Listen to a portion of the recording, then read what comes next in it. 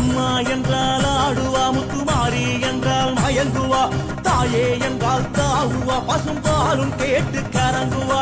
அம்மா என்றால் ஆடுவா, முத்துமாரி என்றால் மயங்குவா, தாயே என்றால் தாவுவா, பசும் பாலும் கேட்டு கரங்குவா.